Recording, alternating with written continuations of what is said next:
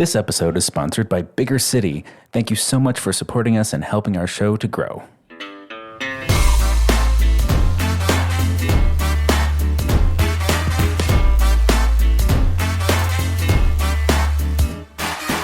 Hello and welcome to the Big Fat Gay Podcast, where we talk about the things that are weighing on our minds. I'm Dan Oliverio, author, public speaker, and chubby chaser, and today I am a sedate boy in gray. It is a gray day here in Los Angeles, which is kind of nice for the summer, although it's very warm because it's Los Angeles.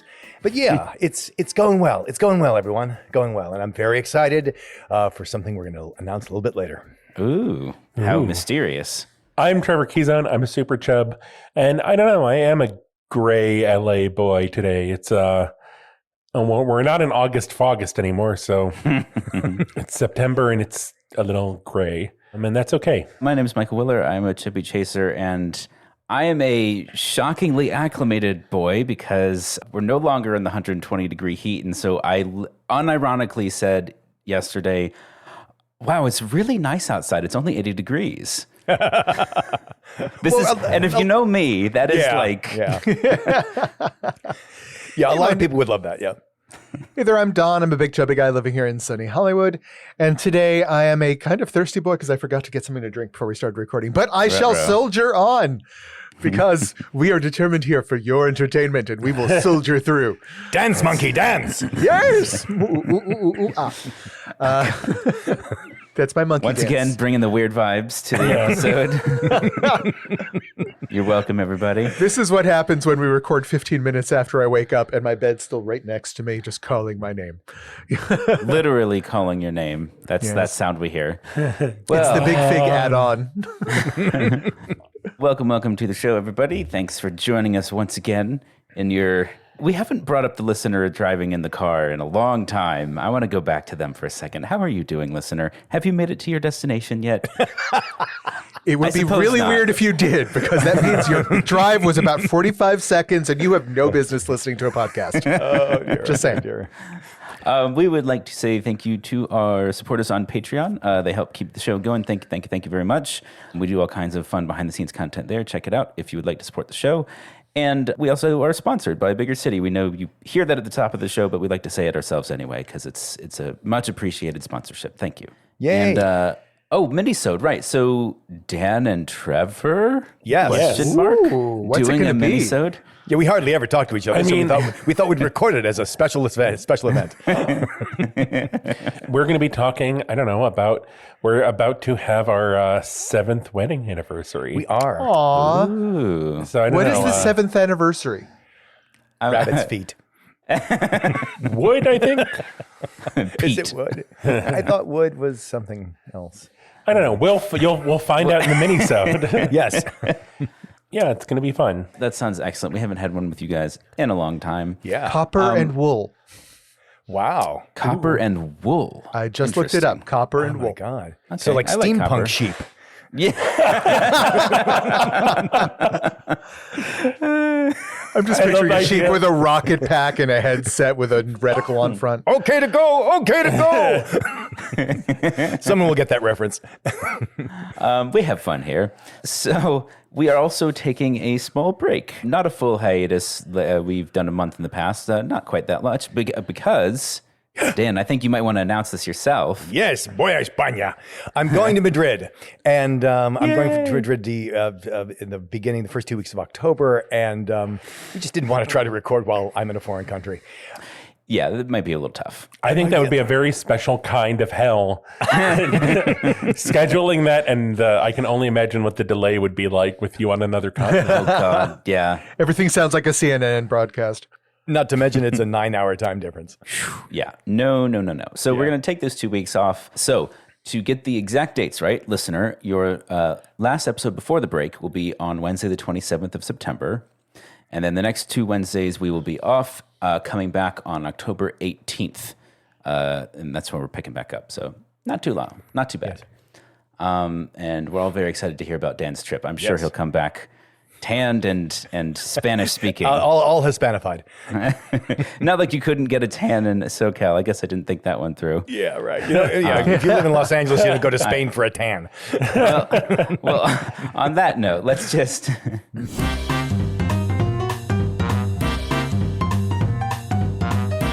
I would be dancing, but I'm looking for a tissue. da, da, yeah, da, da, da, da, da, da, da. Okay, hold on. There we go. We did it. All right. Yay. Okay. All right, everybody. Focus up. Do you want me It's to do time. this, or you may do it? Yeah, why don't you take us into our first article? Yeah. So this is an article out of the Washington Post, and they did a deep dive along with. Deep dive. It's a very dense article. It's a very long article. It's very Oh my God. They did their job. They partnered with. I'm gonna forget the name of their journal. I thought it was the Examiner. Ameribev. No. The Washington Post and the Examination. The Examination, which is aptly named. So they did this deep dive into the influencers that are dietitians that are paid by food and beverage companies to promote particular things. And here's the thing. So, of course, if you're an influencer and you're receiving money for something, you're required to identify such on your post. And they have done that in most cases, but usually just with a little like sponsor thing at the bottom. Like it's not in the text of it. It'll say like paid, sponsored content or something like that. Paid sponsorship, paid content, whatever. Yeah, but they don't say by whom, usually. Yeah. So the article goes on instance after instance after instance of like promoting sugar, promoting lollipops, promoting from the Sugar Council, and things like this. On the other side of that, the way it's being promoted is the dietitian saying, hey, don't get nuts and don't be the food police with your kids about sugar. Right. The fact, the less you restrict it, the more which is the advice that you would sort of expect an up-to-date dietitian to be giving, like not to try to make good and bad foods. Yeah, it's very gray area. The suspicion comes in when they're also receiving money for it. And I have stuff to say about this. I'm sure you all have something to say about this. Yeah. I mean, these dietitians saying like, don't make sugar a weird thing for your kids. I'm like, yeah, that's great. And, the Canadian Sugar Association paying for that. I'm like, okay, that's a little much. But there's one quote that they talk about that I'm like, this was hand spooned into this dietitian's mouth, I feel like, by the Canadian Sugar Institute. The best way to cut sugar is with a fork and knife. Yeah. As she's holding a donut. Yeah. She's holding a donut and she's like, the best way to cut sugar is with a fork and knife, or maybe my teeth. Like making a joke out of trying to cut, But it's also that just like such, I don't know, that's such a like, and she should say something like, the sugar executive. I'm pretty sure candy cigar. I'm pretty sure she came up with that on her own. I'm not sure I have a problem with people receiving money for stuff they would have said anyway. I think that's why I say it's a gray area, because on the first half of the article, maybe the first third, is not about sugar. It's about the WHO's, the World Health Organization's assessment of aspartame and how it's, potentially carcinogen and all that stuff. And so it was the diet which by the way, has been widely debunked. Sure. But, and so that was the first part of the article, and it was showing how, I think it was the Beverage Association, Ameribev. Whatever it was. It's a lobbying organization, was paying all of these dietitians who are also influencers, and so you can kind of see, like, in that sense, okay, they're just purchasing ad time basically, and all of those people are like, hey, drink diet soda. But then on the other hand, you have them handling sugar in a way, as Dan points out, that for instance, one of the influencers said, don't make it scarce. I can't remember what the term is, but don't like. You create sugar cravings by making a scarcity out of it, by withholding it, which absolutely happened to me as a kid. That is exactly to the T what happened. So I don't think that's bad advice. And is it a bad thing that she got paid for it? I would argue, though, that if it's part of a goddamn campaign sponsored by a single group, I deserve to know that you are talking about it because the campaign's paying you. And that's what's so important. Like, when all of a sudden 7 of the people I follow are telling me that aspartame is safe, I'm going to think aspartame is safe.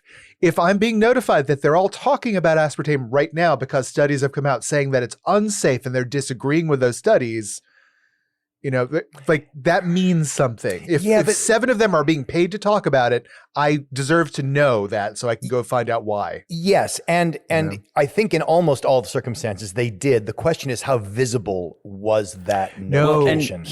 That's the opposite from what the article said. No, it because was they said 11 out of 37 where it said that they were part of the campaign. Or something like that. Well, but I think, but even with the little, I think at the bottom, like the icon or the thing, like paid endorsement. They have to say it's a paid post. They don't have to say by whom. Yeah. And so I think Don's point is like you absolutely need to say by whom. So here's my question. This is just a question so much to inspire some discussion. In what way is this different from? So I used to watch Binging with Babish all the time, which is a cooking channel. And he, after a while, got big enough that he could start endorsing products. And he endorsed a gin called Botanist Gin, which is really, really good gin. And he was like, hey, I love this gin. It's great. You should try it. And then he got paid to say that. And I tried it and I thought it was really good. So he believes in the product. He gets paid to say something he was already going to say, which kind of goes to what Dan's pointing out, which is if this person was already inclined to say these things, is it a bad thing that she got paid to say it? Timing is everything. If they're all talking about it at the same time because someone is paying for them to talk about it right now, yes, I think I deserve to know. Yes, you deserve to know, but it's a tricky thing because the thing about the timing is the timing was important because this irresponsible study came out of the WHO, which again has been widely debunked. Then if you're a beverage company, you need to know how to combat that. And yes, you have more credibility if you have it in the hands of dietitians than you have it in the hands of just, a Pepsi commercial. So on the one hand, the dietitians know that it's disinformation. They want to say it's disinformation. And yeah, maybe they're pushed to do that sooner than later because they are getting funded. I kind of don't have a problem with that, but I do really appreciate your point, Don, that it kind of smells fishy. And then it comes to the thing of, well, if it is combating disinformation, like for example, if there was a thing where an influencer said, don't believe that the election was stolen, and that was sponsored by the Democratic Party, I tend not to believe the combat against the disinformation, even though it really is disinformation. It just becomes disinformation about disinformation. It tends to spiral, and maybe that's just where we are. I don't know. I mean, my thing is, I think I am always dubious of sponsored posts. And I think in this case, I'm conflicted because I do believe that some of these dietitians believe the message they're sharing in these sponsored posts. But I think with any group of influencers, there are going to be people who are like, yep, I am just, I want to get that paycheck. I put a lot of work into this. And I think the concern is if you have these bad faith influencers doing these sponsored posts that aren't clearly sponsored, and there are going to be people who do not really get that it's an ad if it's not clearly that, and just I think there's also there's just so much content and messaging that I think it's hard to process all of it, and when you have these organizations lobbying as part of that, it gets even harder. I mean, Michael, I think you were the one who sent me the video of it was someone trying to make breakfast and they're scrolling through TikTok and it's all the people don't eat eggs. And so they put away the eggs and it's this other thing of don't have bread. Bread's going to kill you. And and then it's no, you should be eating eggs. So they go back to the fridge and get the eggs back out. Yeah. Yeah. It just sort of illustrates that, people are going, ultimately, if you're following an influencer, don't take what they say to heart. That's a platform for them to make a living saying things. I think you should always bring a sense of pessimism to whatever it is that you're being told by an influencer, whether or not it's a paid post, by the way. And certainly if it says paid post underneath it or whatever, I like Trevor, I tend to scroll past those, honestly. I tend to not even look at those. In fact, I'm off Facebook and Instagram entirely. But before that, and, so if you have a dietitian who's an influencer, for my money, you've already lost your credibility. Like if you want to, if that's where you're gonna like create your platform, my sense is like don't put too much credence into what they're saying, regardless. But maybe that's just me. Well, then it kind of comes down to who's paying them. Because if I'm paying them, then I'm the customer. Like if I'm paying my dietitian, right? Right? Versus is Ameribev paying my dietitian. I think the entire pharmaceutical industry has already disproved. Like they're already paying your doctor. Yeah, they're already paying my doctor. Right, exactly. Yeah. So it's just sort of the state of the world right now. So we're saying that the answer to this is we're all fucked. Yeah, it's systemic. It's really just systemic. There was we need to. I think we need to move on. Yeah, I've really depressed myself now. I have seen there is a YouTube person I used to follow, and she was such a blatant shill for like anyone who would give her money, but it was in such a way where it's like I almost feel like she didn't read the copy before she started recording, because there was one time it was like a very like, this is clearly a conservative group that is trying to radicalize people. Mm-hmm. And she was like, and they sponsored my video where I'm going to make, this dump cake. But let's move on. Let's get out of that. Dan, you brought this article to us. Yeah. Happier news. Well, it's sort of. So, okay. On the one hand, the famous, I had to resist the urge to do this in Spanish, the famous Colombian artist, Fernando Botero. And you might know Botero from his, as he would call them, inflated, voluptuous, luscious figures. So this would That's me, baby. That's my boy. So, and in popular culture, like, Botero would never say they were fat. He would say that they're exaggerated sensuality. And so you have like the fat bullfighter and the fat ballerina. And it was really interesting. And I thought that in a lot of the obituaries, one of the things that was brought up is, I think in fat world, everybody sees Botero as pretty positive and non-controversial. Like, yeah, he does really great paintings of stylized bigger people. Mm-hmm.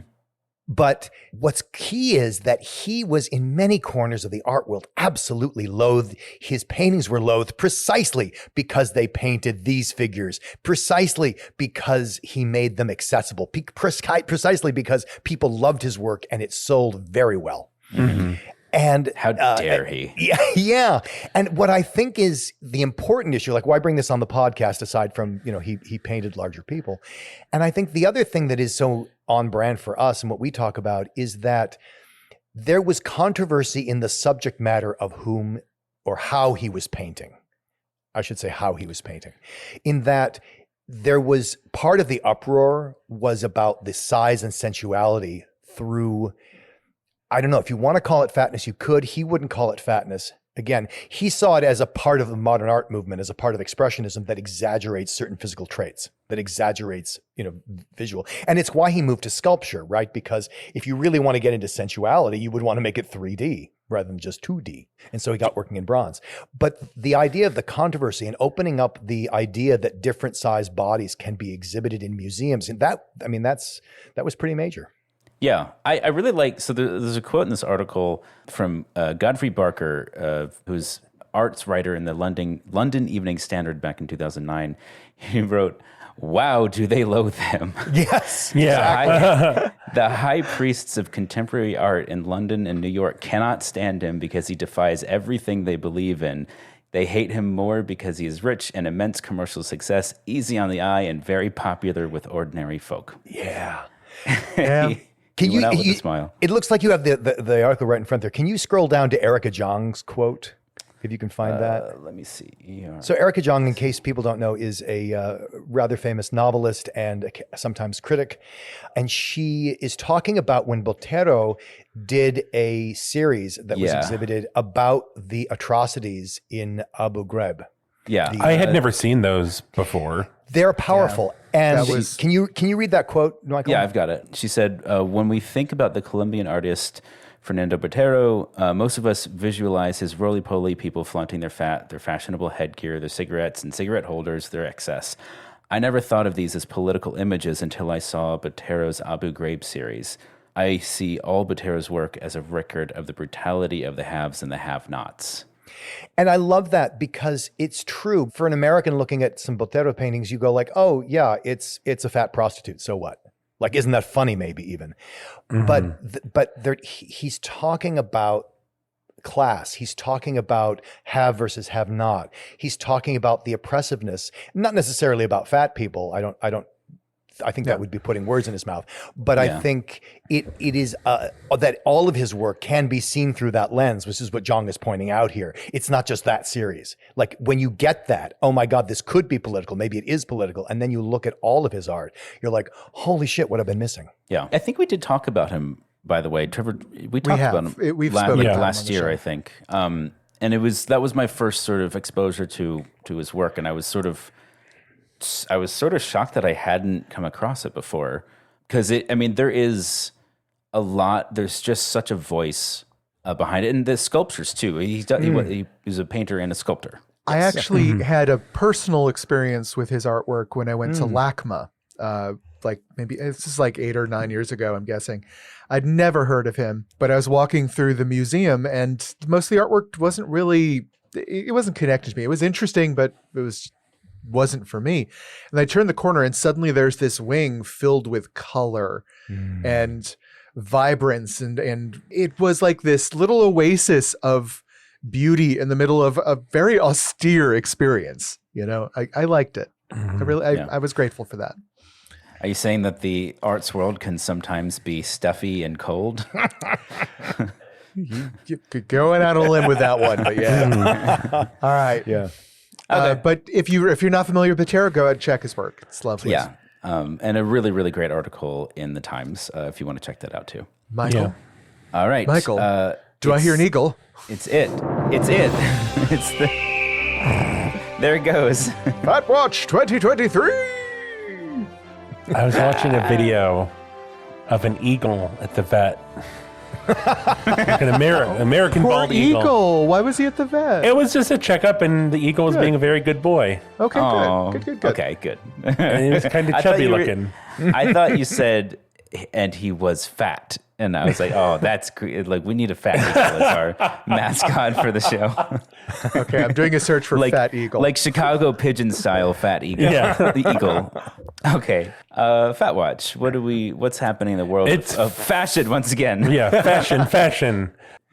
It was Fashion Week in New York, and Felicity Hayward on Instagram did a really great roundup of all of the plus representation, which actually was not a lot compared to other years.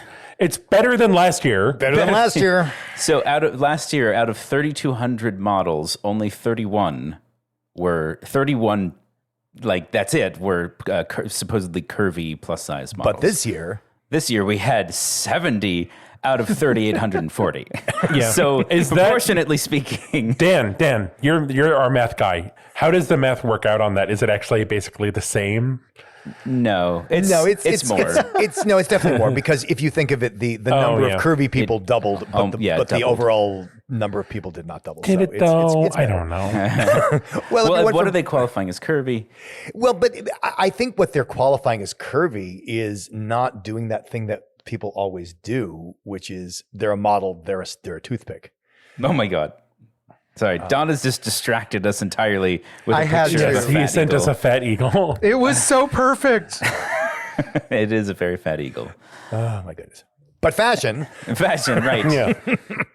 yeah, I think it does represent a step forward. It might be a step forward because last year there were so many, I don't know what you say, influencers, people up in arms that in 2021, there were like breakthrough, fat bodies, take the runway. And then in 2022, it was like, oh yeah, we did that last year. Don't need to do it again. It's been done. And Bye, then, bitch. and so then I think 2023 has been a reaction to, maybe, I'm guessing, that backlash of like, hey, where did that go? That needs to be a staple. Backlash to the backlash of lash back again. Yeah. Anyway, hopefully, but it's not that I guess it technically is more than twice as much. Still doesn't seem that much overall. Well, and something else that I think about is, so if you think of a fashion show or New York Fashion Week or something like that as not what everybody is going to wear, but sort of a chance for designers to show off their design in the same way that nobody expects to go to their dealership and buy a concept car. I think there's people that do. Where's my flying car, Jetson? Yeah. No, but I think like you don't expect to go to a dealership and buy a concept car. I mean, I'm not plugged into fashion, so maybe I'm dead wrong here. Like, no, we do see those in the stores. On the other hand, we've seen a lot of fashion that nobody would wear out of the bedroom just because you couldn't walk in it. Ridiculous things that look like architecture more than clothing. And so I wonder. I'm not saying that's an excuse. I guess I'm saying that I'm not sure that therefore the goal is to make, if 60% of the American population wears plus size, do we need to see 60% of the runway models be plus size? Yes. I'm not sure that's true. Yes. Yes. Okay, yes. Well, that's like saying, is it a concept car or is this something that's coming to a dealership near you? I don't know because I don't really watch Fashion Week, and I couldn't tell you.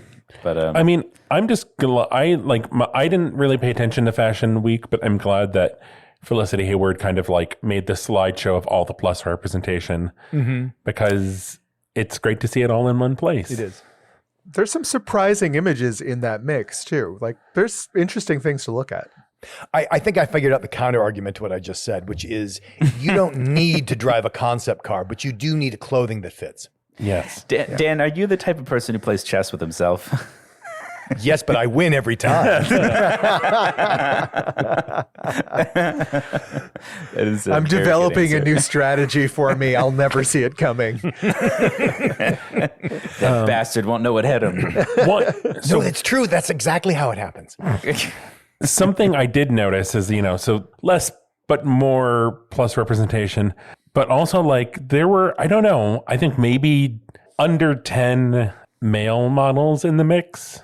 Less than 10? Like That's pretty typical. I mean, I didn't count exactly, but I think just from I am comfortable in saying less than 10. 10 or less. wow. The slideshow kind of shot past me, but I think at least 2 of the women's fashions I saw were on male models. Mm-hmm. So I don't know. I guess let's hope that it's a trend that, last year, this year doubled from last year, and next year will double from this year, and so on and so on. And then we'll the take entire over. fashion show is fat people. New York Fat Fashion Week. You ain't ready. That would be revolutionary. All right, everybody. Boom, boom, boom. He's stomping down the runway. Stomping down the runway. Triple reinforced venue with steel beams. Okay. No folding chairs. Exactly. All the audience in benches. dude, I'm just trying to picture Trevor balancing on these tiny little stilettos as he goes on down. I'm going to be striking some oil if you put me in stilettos. All right, with the main topic time. Dan, this was your idea. How about you set this up? Oops, all Dan episode. It's a Dan episode. Some people may know that I also teach writing and dramatic writing and things like that. And something that came up in my class that I'm teaching was some experiences, just this idea of when people see you as something that you don't see yourself as, but not necessarily in a bad way, right? Like the teacher who sees you as a writer and you're like, oh, I guess I'm a writer. Or the date who sees you as beautiful and you thought you were just getting by. Mm-hmm. And how that changes. And, and the other characteristic I know about these things is that it usually means nothing to the person. Like if you said to them, you said this to me, they'd be like, oh, great. Mm-hmm. But, you remember it 20 years later. They don't remember it 10 minutes later. Like to them, it's just like, oh yeah, you're going to be a great writer, kid. Or, wow, you're really beautiful, and you're naked. And so like, I thought, do we have stories of that? Do people have experiences of that? Mm-hmm. Well, that's how I got started as a writer, actually. Was being accused of plagiarism in high school by a teacher. Why do all of your stories go like this, Don? I feel like Trevor has tragic tales. Don has, I don't know, downer memories. What how does this happen? It's all one the of time? Don's downers. It's not a downer memory. It's not. We'll let him tell the story. Yeah. So I wish I could remember who the writer was, like Hawthorne or something. But the assignment for the class was to read a short story by this famous Americana writer, and then pick a point in the story, cut off the story, and then write a new ending, right? And so one of the things we were supposed to do was mimic the style of the writer, right? All I did was the assignment. I read the story, I cut it off, and then I get a note from the teacher saying, you misunderstood the assignment, come see me after class. I go to see her, and she explains to me, the assignment was not to just write down the ending again. You were supposed to write, and I was like, I did that. Look at it. And then she looked at it and was like, oh, you mimicked the style too closely. I thought it was the writer. Wow. Right? I thought it was Hawthorne. I apologize. I'll read this now. Oh, shit. She didn't even read it. No, she read like halfway through my ending and was like, well, I'm just rereading Hawthorne. What is the point of this? Wow. How did you take that as a kid? I took it as a compliment because for me, it was pure feeding my ego. Great. And she became the teacher who told me I could write and that I was good at this and was in my corner, right? I never had that before. She was literally the first teacher to tell me, you are good at this. You are good at something. Even though I was always a B+, A- student through my entire life. It's one of those things where like I always question because like I was the only brown child where I grew up. And the talented white kids got mentors, but I never did. So it was one of those things where like mentorship always happened to other people. This is literally the only time in my lifetime I can think of someone that mentored me in some way. Well, and I think you put your finger on it. It's because so often mentorship comes from who we see as that thing, who we see as the future X, whatever that is. Yeah. And I think a lot of brown kids do not get seen as the future writers. I've definitely seen that in Hollywood where like I see talented white kids get mentors when they come to the city. And then I don't see that happening. Like now I'm starting to see it with black kids with black mentors. I'm starting to see that. I've seen Latino mentors with Latino kids for a long time, but not cross mentoring. I just never see it. It's interesting. I kind of felt the same way when I was a kid where I never knew what I wanted to be when I was a kid. Let's start with that. The only thing I really knew was that I loved playing soccer. So it's like, well, I know it's unrealistic to think I could do anything with that, so I guess I just don't know what I want to do when I grow up. I mean, you weren't even Brazilian. No, exactly. What is it? Kind of insanity. He kept getting them, but it didn't improve his soccer playing. No. And so I kind of always wanted that like guidance, and I think maybe I was just too quiet of a kid, and people don't tend to look that closely at the quiet kids. But whatever the reason, I eventually kind of stumbled across my cousin's video camera. This was originally started with VHS tape, and then we moved to DV tape, and I ended up making these like dumb little like shorts, and eventually, the internet came around, and I posted one of them on YouTube. And a fellow who I don't think would care if I shared his name, but I'll just not for the sake of being safe about it, from LA, who's married to or not married, but partnered with a very sort of very, very, very successful film director, found the video and then wrote me on MySpace, if that dates the story, and said,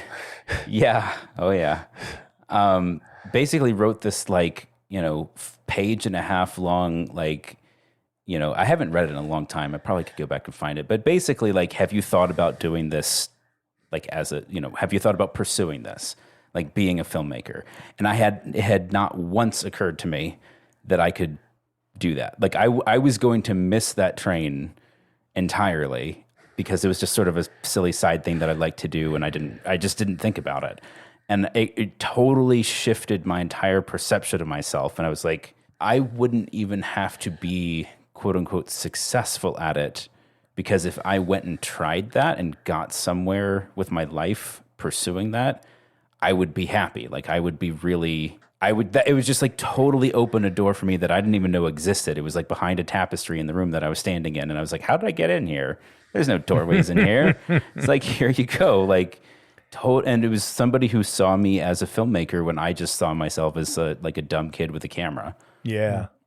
And that, like, much like Dawn, that has shaped my entire trajectory of my life ever afterwards. Like, you have a career in writing, I have a career in filmmaking now. Like, those moments really matter. This is interesting because it's like kind of so I was talking to my mom last week because I had a conversation with a journalist who was kind of writing about, you know, quote unquote, the childhood obesity epidemic and medical intervention, you know, being pushed, stuff we talked about on the podcast, and explaining to my mom about this and how, you know, they want to start performing more weight loss surgery on children and pushing these drugs. And she was so horrified. And then we're just talking about, you know, me being a fat kid. And she was like, well, you weren't a chubby kid. You were cute. I mean, boy. You were. No, it went from you weren't fat, you were chubby, and then you were chubby, you were cute. You weren't fat, you were chubby. Well, you weren't chubby, you were cute. And I was like, I mean, I think I was both. She's like, well, yeah. And just like this whole, really just like struggling with it, and then ended up even calling back to be what was the call back for? I think the call back was well, you weren't fat, but I guess you were chubby. It's a minor concession, just a little this concession. whole like really.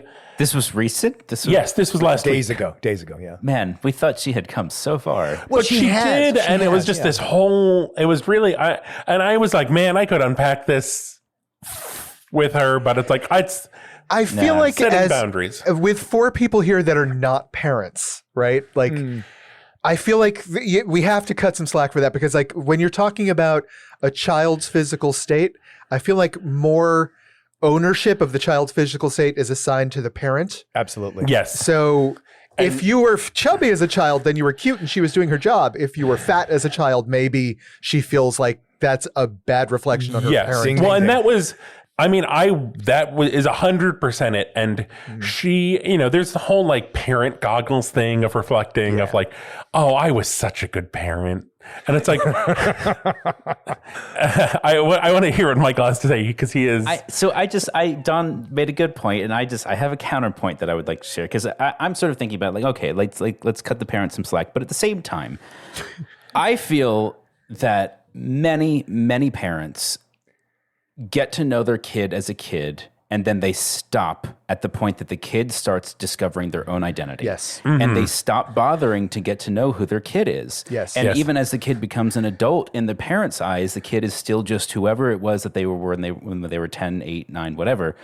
And the kid's acceptance and definition of their own identity, who they are, who they determine to be, what they're happy with, unhappy with, whatever, like Trevor loves his body, like that is part of his identity, and his mom has not accepted that. Even now, maybe, you know, like we've made a huge amount of progress, and we're not going to, like you said, you're not going to unpack that with her because like, look, at the end of the day, what are you going to do? But I still think that it is the parent's responsibility as somebody who cares about somebody else to continue to get to know them over the course of their life and to stay in touch with what their identity is, so that if your kid, for instance, was fat and still is or still isn't or whatever, and they've come to terms with that and they love themselves, you as the parent should too. You as the parent should be on board with that, on the same page with them at that part of their journey. I mean, in terms of with my mom, she is just starting to like, in doing, you know, this work and like being like, people should leave Lizzo alone. Like, is starting to like look at her own childhood stuff with her. Cause like, you know, my mom was pretty good. There was a lot of like messed up stuff and like, you know, with me and like body stuff in her, but it is a fraction of, you know, she, in trying to prevent that, only gave me a fraction of the trauma she received around her body. Yeah, absolutely. And I was trying to explain to her with this whole thing, like, you know, just the culture around body stuff was different then. We were kind of in this in-between period of like the, you know, idea of the childhood obesity epidemic was not really like a thing because it wasn't packaged that way. But I was like, you know, if we were just kind of, you picked up, you know, you and me and dropped us now, and like, you know, even my doctor, like it would be 100% different in terms of like how my doctor treated me, how, you know, like I'm like, the doctor would be having these conversations with you of like, maybe we should consider weight loss surgery. Maybe we should, consider these drugs. And like just trying to get my mom to like see, like, just because you're looking back with this kind of nostalgia and like, oh, but you were so cute. And I don't want to say that you were cute and fat because she has 70 years of weird body trauma. Yeah, when I do seminars for sometimes with straights and with parents, one of the things I see a lot is that mentality of, you weren't fat, you were cute, or you're not fat, you're beautiful, or because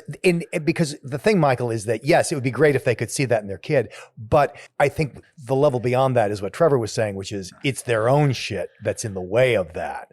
And that's why they can't deal with it, because they're trying to deal with it externally in their kid instead of dealing it internally. The thing I wanted to say was that when I watched Trevor going through this, because he was having the phone call across the room from me, and Don, the first thing I thought of was you and your mom. And, we talk about how, this is kind of a funny, low-level story, but I was thinking, how much would Don give today if that were the problem between him and his mom about his body? I'd pay money for it. Exactly. Like if your biggest problem with your mom was like, she's like, oh, you weren't chubby, you were cute. Yeah. Oh my God. You were chubby and the devil. Yeah, exactly. I mean, what a game changer that would have been in your childhood to have it that good, In my head, it's just immediately like, you know what, Mom? I wish I were the devil because I could have gotten so much cool shit done. I'd like Share your story with class. I was thinking about how I got into writing. There's a lot of writing here, but the major thing is that like I never would have dreamed ever in my life that I would write like a 300-page book about the chub chaser scene and about the psychology of chasers and all that. And where that came from, again, who are you that you did that? Well, I started leading these little seminars at places like Convergence or Bigger Vegas. And people would come up to me. Again, never occurred to me that I would write about this. And they'd say like, oh my God, that seminar, that was so great. Do you have books? Do you have videos? Do you have a book? And I'm like, oh, maybe I should write a book. And so it was sort of this, I'd never seen myself as someone who would ever write a book. Like, why would you? I mean, I'm dyslexic. I don't even read books. Like, it's painful. So I'm going to write a book. And it sort of took over because now, I write a lot of other things. I write fiction and I write dramatic literature. But that all kind of came from people seeing me in that way of like, oh, you have something to say and you should say it in a medium that's more permanent than us together in a room. Yeah, and accessible too. If somebody can't get to your seminar. Yeah, that's defined, at least since I've known you, a huge part of your sort of the way that you relate to the people in the world. Absolutely, because I went to school for stage direction, and I still do that. But I mean, really, where my efforts are now is in writing and public speaking. And that is a consequence of people seeing me a way I never thought of myself. That's interesting. It's so, yeah, that's... I had, let me just share a quickie if that's okay. When I was a kid, I grew up fast, right? You can't see us on the podcast, and most of you have never seen me standing up. I'm 6'3", right? Mm-hmm. And I've shrunk. I used to be 6'4". When I was a little kid, though, I was like a head taller than all the other kids, which meant I got put in charge of everything, right? Because you could see it. Yeah, no, but that's just the way it is. The tallest kid always gets put in charge. It's a fact of sociology for some reason. And that forced me to do more sort of leadership stuff. Yeah, so again, just that perception of, oh, you're tall, so you must be good at being in charge. Mm-hmm. It's amazing how much impact that had on my entire lifetime. So yeah, I'm thinking of the shortest kids I knew growing up and imagining the teacher being like, "You're in charge." Oh God! And just the poor, let the beat down begin. Yes. Yeah. Yep. Yeah, maybe that's part of it is like the biggest kid can't get attacked by the other kids physically. But it's also other stuff. Like I would notice, because I taught test prep. And so there's a kind of profile for the person who's preparing for the GRE. And that's, the like arts and sciences. And there's a kind of profile for the person preparing for the GMAT, which is for business school, to the point where they look different and they certainly act different. And one of the characteristics of people preparing for the GMAT is they are almost universally, really good looking. What's GMAT? The GMAT is the exam you take to qualify for. It's like the SAT for business school after your bachelor's. Yeah. Okay. So if you know what the SAT is, the GMAT is another standardized test that you would take after your undergrad to rank you in your abilities to go to business school. And it's basically math. It's math and logic and good looking business people. Well, but see, here's like, how does that happen, right? And one of the things that I started to think about is, I think if you are a good looking child, people smile at you a lot. And if you're a good looking teen, your social interactions are so much easier. And so you grow up in a world that wants you and likes you. And usually wants to give you things if and the wants to do stuff. Yeah, right. they want you to be their friend. And obviously behavior or a lot of other things can spoil that. But that's sort of the default because people see what you look like from many feet away before anything happens. And I think that's the opposite, for fat people. Like, oh, you're the fat kid, and people make up a whole bunch of shit about you before you ever get within 10 feet of them. And then you grow up thinking that's how the world is. And it's what we've said this again when we talk about how, like, oh my God, I lost 100 pounds, and all of a sudden the world became such a more friendly place, a more welcoming place. Mm-hmm. It kind of is everywhere about how people create you without your even knowing it. Mm-hmm. In good and bad ways. Yeah, in both good and bad ways. Yeah. As we've just shared, ways, like, just you ways. can see, and it's sort of up to you how much you take that, like how much you take that on. Mm-hmm. Anyway, I don't know that we have a good wrap up for that. Anybody? Trevor, do we have a tip today? That's our wrap up right there. There we go. Great. Nailed it. But I think we got a bit. We do have a bit. We're trying a weird new take on the bit today. Oh, boy. Today we are doing Don's Science Pop Quiz Corner. Okay. Mirage edition. Since we're talking about people seeing you in different ways or seeing different things than they expect were there, we're going to go into the wonderful world of mirages. And today, one of the things we're going to do is everybody's going to get their own question. They get to do things by themselves. But I have no idea what question each of you is going to get. You're going to have to pick. Okay.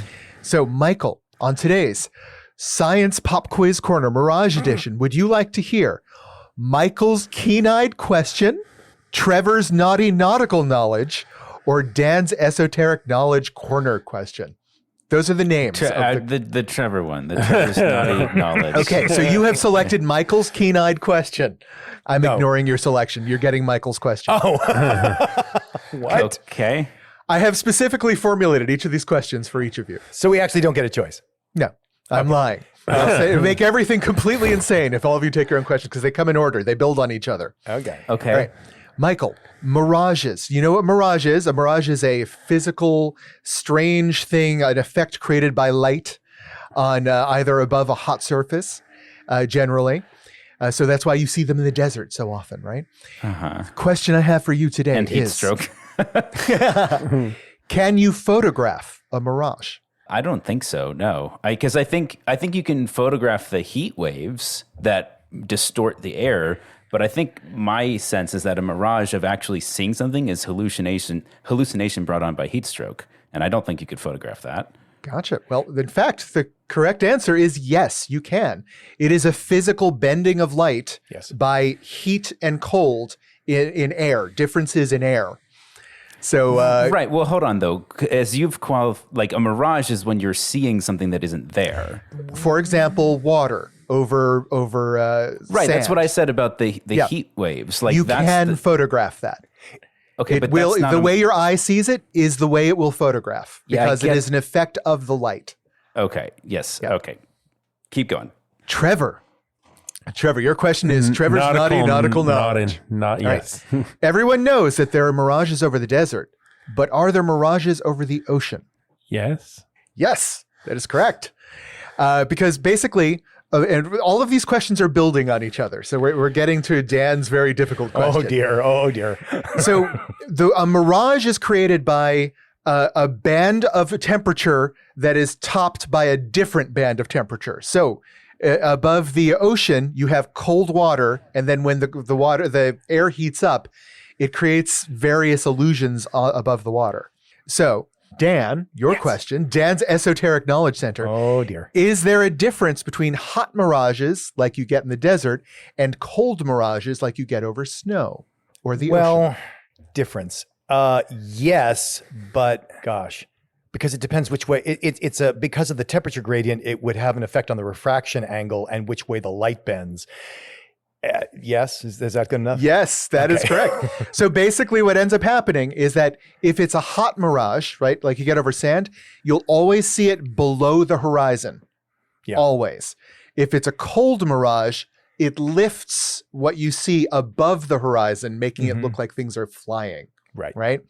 So that's why we have all of these legends of flying ghost ships. Oh, is because of that's this, brilliant. Because that would happen this at mirage sea. effect. Yes. It literally lifts ships on the horizon above the horizon, so it looks like they're flying. Oh, that is cool. That is cool. Yep. And you can photograph that. So we have lots of pictures of it. It's fascinating. I love this stuff. Yeah. I was doing research on mirages and I just went down this rabbit hole. All right. Yeah. All right. Now this is for all of you. The person who I think I'm going to give an advantage to Dan because I was very impressed by your answer. All right. So Don't this fuck with final the physics question, major. we're doing this on Price is Right rules. Dan, you're going to get to answer first. Okay. All right. What is the biggest mirage photographed to date? What does that mean? What do you mean? Physically, the size of the mirage, what it appeared to be. How big was it? A bread box? Was it a person? Was it an oasis? What do we have photographic image of as the largest mirage that we have ever seen? I mean, you're just sort of limited by the curvature of the horizon. Do you want it in feet? Do you want it in miles? Just give it like an idea of like, it's a mountain, it's a cat, it's a mountain. It's a mountain. Okay, we got a mountain. All right. Going around, Michael, Price is Right rules? Do you have something bigger? Do you have some smaller? What are you thinking? A major city. Major city. All right. Trevor? A moon. A moon. All right. That's no space station. That's no moon. That's a space station. So what's happened here is Dan has undershot, or maybe we can say Michael and Dan tied, but Michael got it exactly right. Oh, good. Okay.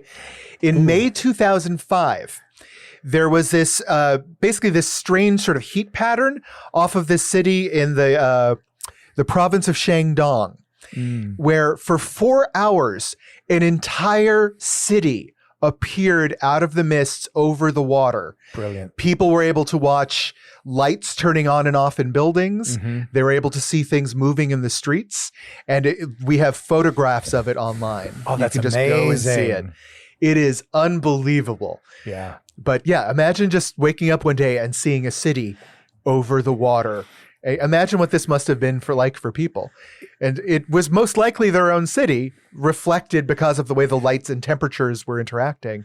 Dan? If I may play Mr. Wizard for 10 seconds. Yeah. It's actually not reflection, it's refraction. And it's the same property that when you put a pencil in water, the pencil appears to bend. Yeah. It's amazing stuff. So I highly recommend go online, do a search for Shandong 2005 Mirage. It is so cool.